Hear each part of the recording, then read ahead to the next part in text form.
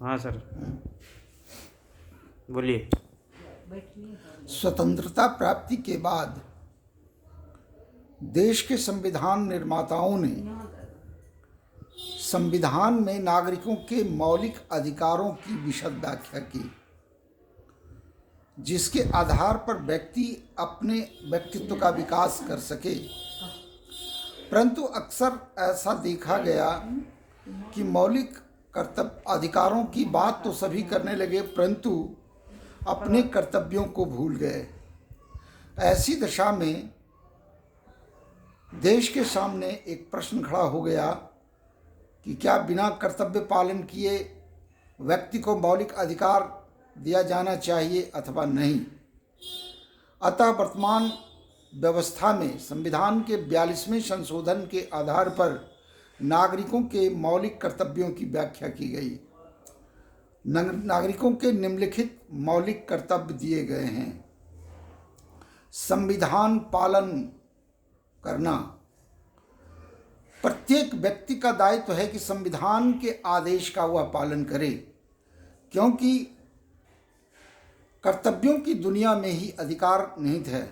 अधिकार और कर्तव्य दोनों एक सिक्के के दो पहलू हैं।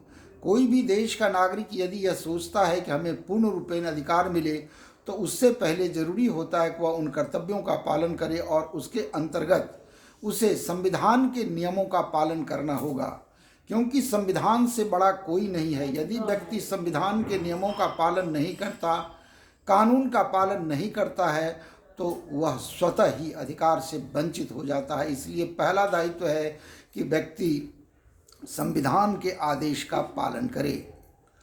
दूसरा,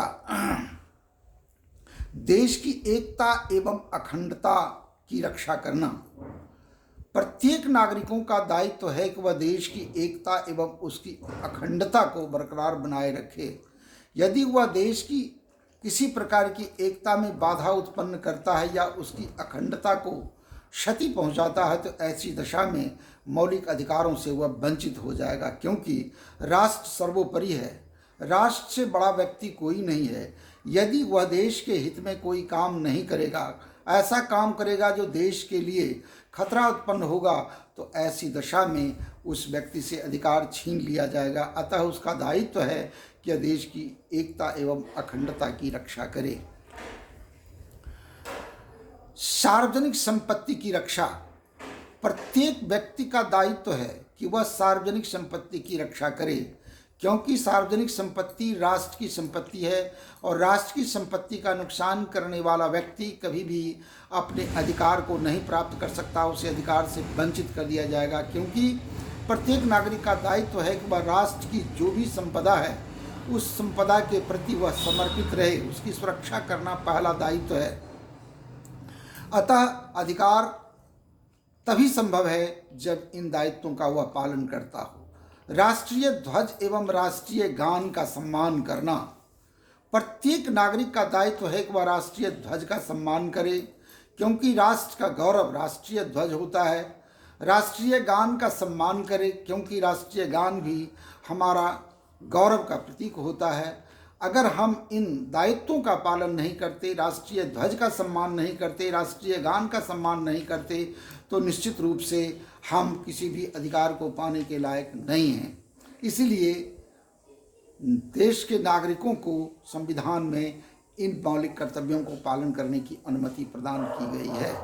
पर्यावरण की सुरक्षा। प्रत्येक व्यक्ति का दायित्व है कि वह पर्यावरण की सुरक्षा करे।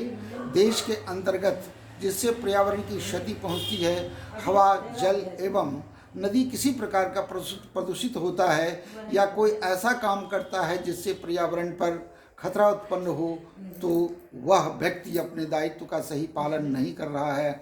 ऐसी दशा में उसे अधिकार से वंचित किया जा सकता है। देश की रक्षा। प्रत्येक नागरिकों का यह दायित्व है अपने देश की रक्षा में अपने प्राणों का अर्पण करने के लिए तैयार रहना चाहिए, क्योंकि देश सर्वोपरि है।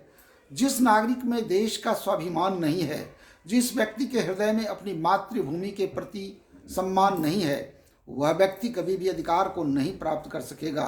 ठीक ही कहा गया है, जिसको न निज गौरव यथा निज देश का अभिमान है, वह नर नहीं नर पशु निरा और मृतक समान है।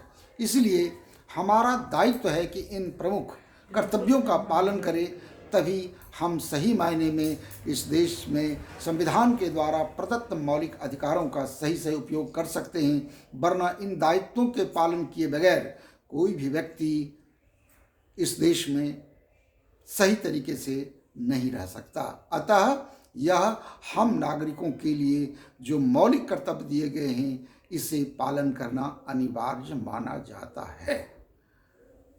That's all. That's all.